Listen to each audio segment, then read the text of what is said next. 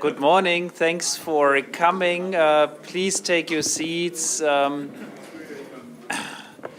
Good morning. Let me just open this conference today and extend a very, very warm welcome to all of you.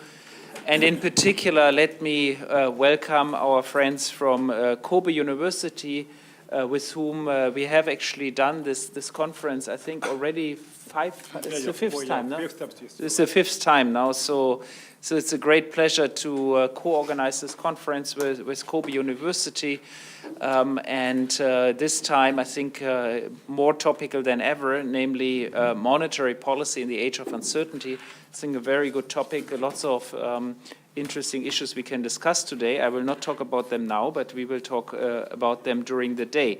So in my welcome remarks, let me also mention that I'm very grateful for financial support from the Japan Foundation and the Toshiba International Foundation that have helped us to fly in a number of people for this conference and helped us with this conference.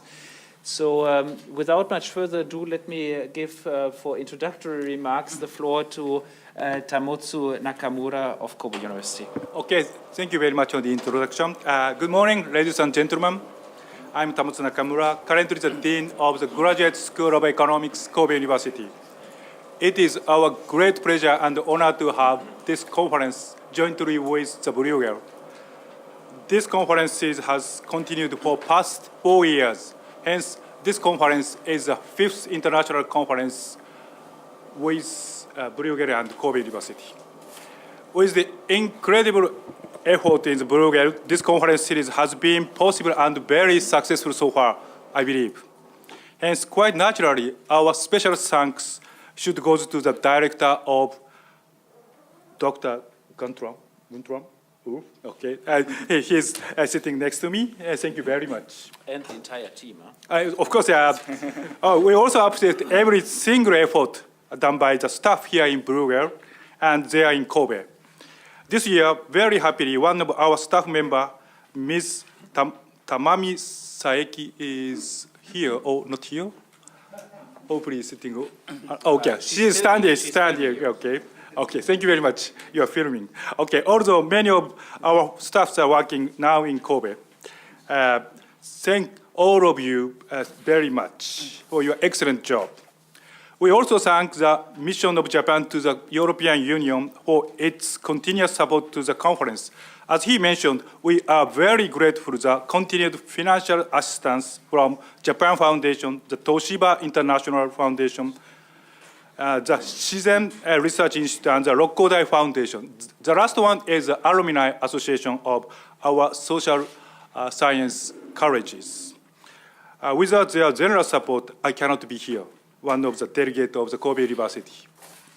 The theme of this year's conference is Europe and Japan, monetary policies in the age of uncertainty. This is not only an essentially important topic for the two regions, Europe and Japan, but also a very timely issue. Needless to say, there are many uncertainty and instability in the real world. To be very frank with you, we faced a big uncertainty the day before yesterday on the way to here, Brussels. The flight from Osaka to Narita, Tokyo was canceled. We were forced to change the flight. After a couple of chaotic hours, we finally made it to find a way to come over here. We are scheduled to come here directly from Tokyo, but happily we can visit Munich in German. Okay. It's a kind of happiness, but on the way to here, the topic or title of today's conference came to my mind so many times. Yes, we live in the age of uncertainty. Okay, here a lot of uncertainty, right? And what a perfect and suitable topic for us. Okay, many of economic uncertainty comes from the political risk and or monetary policy risks. Major political risks include the Brexit, which is very important, especially for this region, Europe. North Korea's ICBM or ballistic missile and nuclear testing, which is one of the biggest concerns and biggest headache for our region, East Asia. And many political risk also comes from the tweets of the US presidents. Recently and unfortunately, the Twitter increased the limit of the number of characters in a single tweet doubled. After this limit expansion, some of my friends called the US president double Trump instead of Donald Trump. This may imply that the uncertainty is increased doubled. Okay. One of his close friends, Japanese Prime Minister Shinzo Abe, dissolved the lower house of Japanese parliament just 4 days ago and plunged into the national elections. I think there is a very, very first time that all of the G5 countries had or will have national elections in just 1 year, right? Last year, US had a presidential election, November. This year, France and UK have had the national election, June. And Germany had the national election last month, September. And finally, Japan will have the general election this month. There are lots of political uncertainty. Who expected these things to happen last years? So who knows the consequence of Japanese elections? Who knows the future of Shinzo Abe? I don't know. Thinking of the monetary policy, which today's topic, many people wonder what will happen to the world economy after the end of the unconventional monetary policies. Last month, the US Fed approved the October reversal of the historical stimulus package.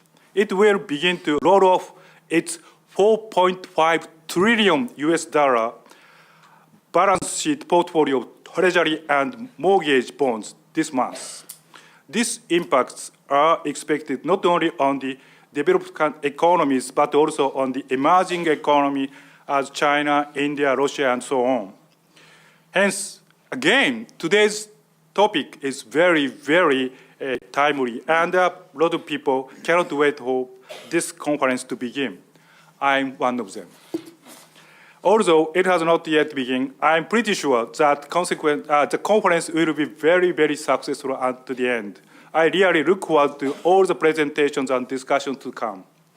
I would like to thank all the participants very much in advance for your invaluable input to the conference.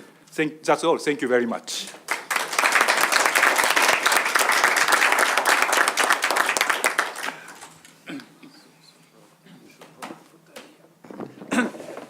Thank you very much, Guntram and Mr. Nakamura for the introductions. I also one of someone who hardly wait to get the conference started. So let me welcome you as a chair of the first session and start our session, which will assess the unconventional monetary policies on its impact on macroeconomic and finance. Now, Mr. Nakamura, you mentioned about a lot of uncertainty, including flight uncertainty. And unfortunately, our session is also impacted by a flight uncertainty because Esther Fayya's flight has also problems. As far as I know, she's on her way. Let's hope she will arrive on time to be able to participate. But we should start the session because time is running. So the topic of this first session is more an assessment of what has happened, what worked, and what did not work. I mean, we all know that in both in the Eurozone and in Japan, there are ambitious inflation targets. But in Europe, at least before the crisis, the average inflation rate was very close to this 2%, as the ECB stated its objective, which is not a target, an objective to reach close to but below 2% inflation rate in the medium term. While in Japan, with the election of President Kuroda in 2013, also the inflation target has been increased from 1% to 2%, and except a brief period when changes or increases in consumption taxes pushed up inflation slightly above 2%, Inflation fell back also in Japan, both headline and core inflation, and well below this 2% target. The disappointment with inflation in both major areas comes after both central banks, both the European Central Bank and the Bank of Japan, implemented really massive monetary stimulus. Japan has a much longer history of such monetary stimulus. Even in the early 2000s, really extensive monetary policies were used to try to lift inflation from this near zero average of the preceding decade without much success, I have to say. And since the crisis, Japan continued and even increased various kind of monetary measures. And the ECB also started initially some first asset purchase programs, but in the first quarter of 2015, a much larger asset purchase program has started, which probably had an impact of changing the downward moving trend of falling core inflation, but it was not able to lift that much core inflation. Benoit, I think, will speak about this issue and he will tell his views. But if you just look at the numbers, core inflation was roughly about 1% change from previous year for quite some time. The most recent figures around 1.2, which is slightly higher, but still, in my view, not promising to reach this medium-term objective of close to but below 2%. So really key question is that why this is the case, what was the impact of the various unconventional monetary policy measures which were implemented both in Europe and in Japan? Is there a prospect for reaching the 2% target at all? And also certainly there is also the more fundamental question whether it is desirable to set such a target, which it seems to be so difficult to reach. Now, so these will be the issues that we will discuss today, and we have really 4 brilliant speakers. I was so happy to see that all of you accepted to participate in this panel. So let me briefly introduce you. So Professor Kosuke Aoki is a professor of the University of Tokyo. He also had many other positions, had a PhD from Princeton, and I just heard that he may look forward to having an even more prominent position in the near future. Professor Esther Faya is also a professor and the chair of monetary and fiscal policy in the Johann Wolfgang Goethe University in Frankfurt. As I just mentioned, her flight has some problems, but let's hope that she will arrive to be able to participate in this session. Then Benoit Mojo, if I pronounce your name more or less correctly, is a director of monetary and financial studies at the Banque de France, but also an associate professor at the École Polytechnique. And he also had many other positions, including at the Federal Reserve Bank of Chicago and at the European Central Bank and also at the CEPI think tank.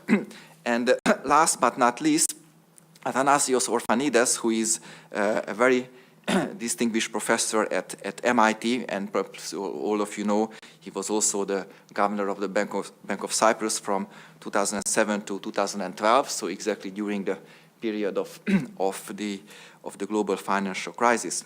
So we have really 4 excellent speakers, excellent researchers who publish a lot of valuable research on monetary policy issues. Now we ask all of them to speak about 10 minutes each, also to have some time for discussions with the audience. And I thought to start with the 2 presentations which will focus on Japan and Europe. So Professor Aoki will focus more on Japan, then Benoit Mojo will more focus on Europe, and then have the 2 more general speakers by Esther Faya and Mr. Orphanides. So Professor Aoki, the floor is yours. Okay, thank you very much. Sorry, how can I change this? Can we please get the slides? Okay. I see. Okay, and the remote control to operate.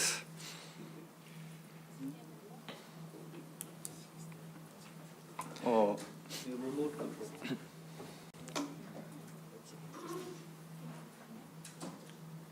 So you start and then... Okay. Anyway. I see. Okay, so thank you very much for organizers for inviting me to such a great conference, and it's a great honor to be here, and I'm glad that you made it.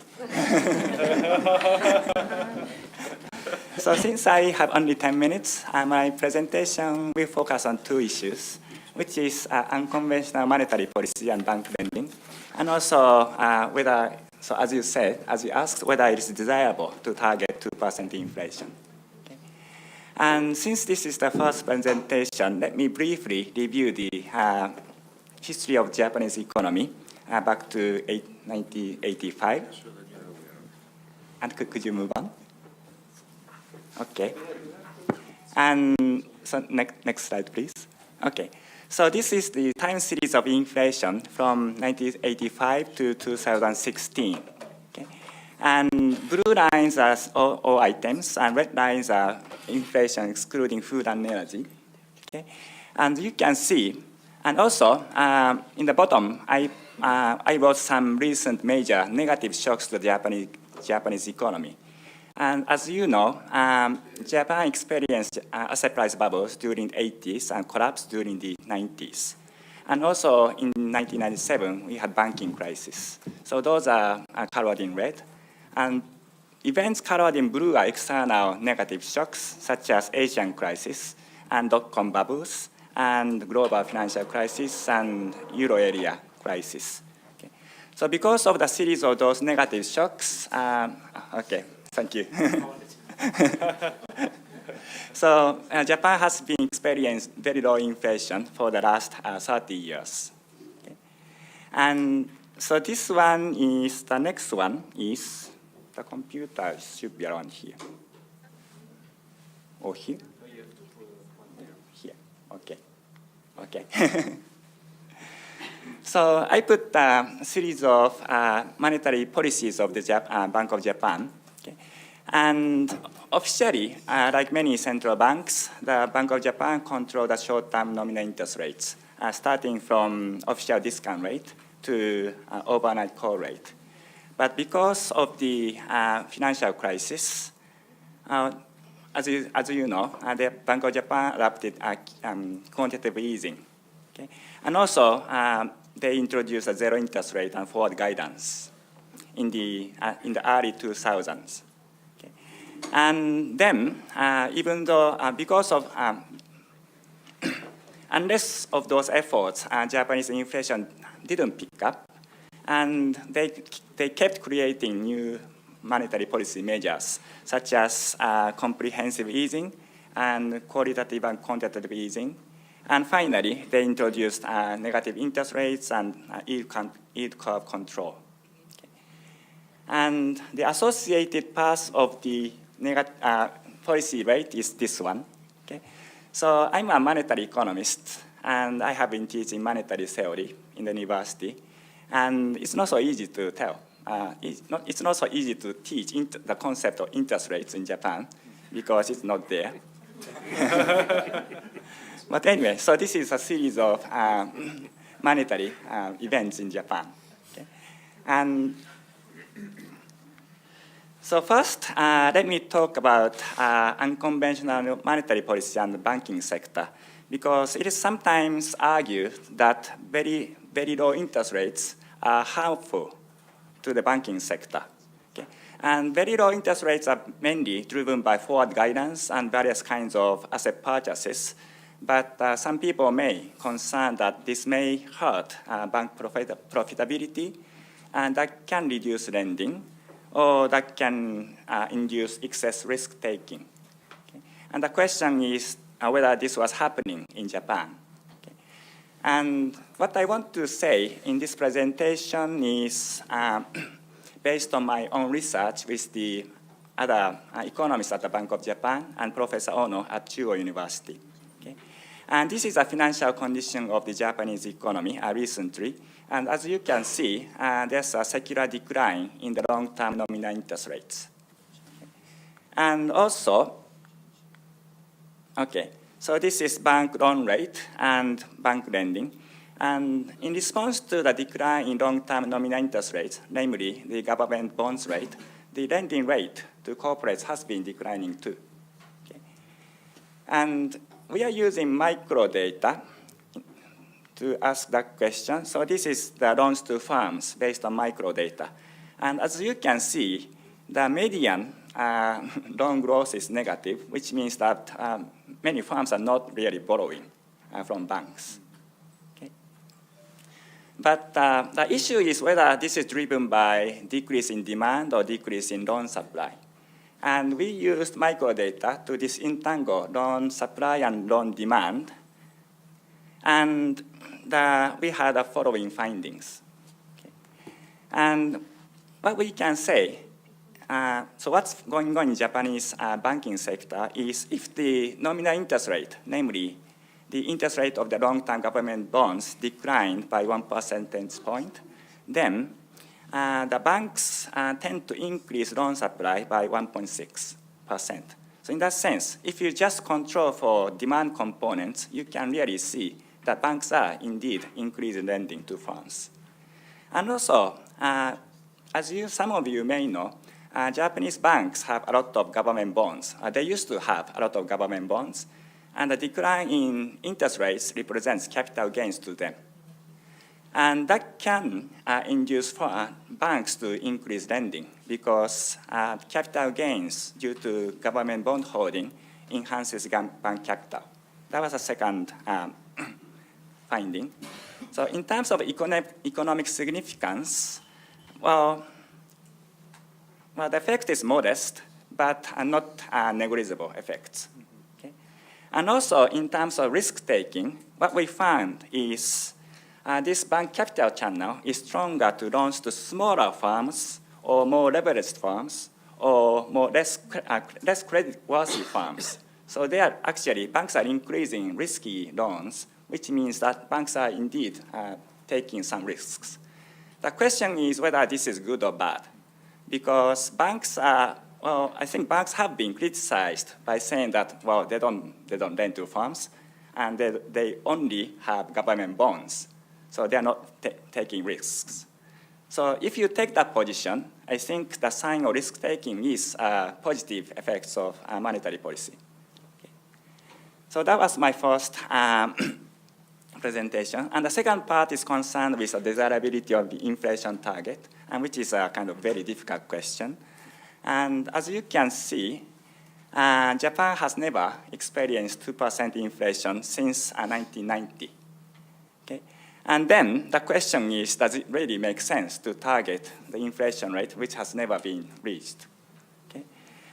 And the question is, what are the costs and benefits of having low average inflation? But let me emphasize that the question of inflation target is concerned with average inflation, not inflation fluctuations. Okay? And probably the most obvious question is whether, I cannot see the picture, sorry. The question is, does low average inflation cause low economic growth? Unfortunately, the figure didn't show up properly, but I was citing a picture from a famous paper by Atkinson and Kehoe, who collected data for 200 years.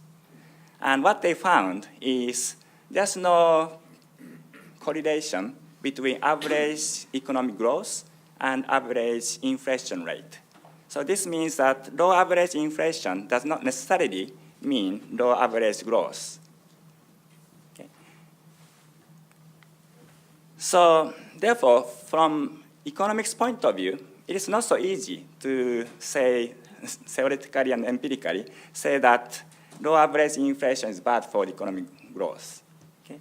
And in terms of Japan, I think the Japanese low GDP growth rate is mainly driven by low productivity growth and also declining labor force. Okay.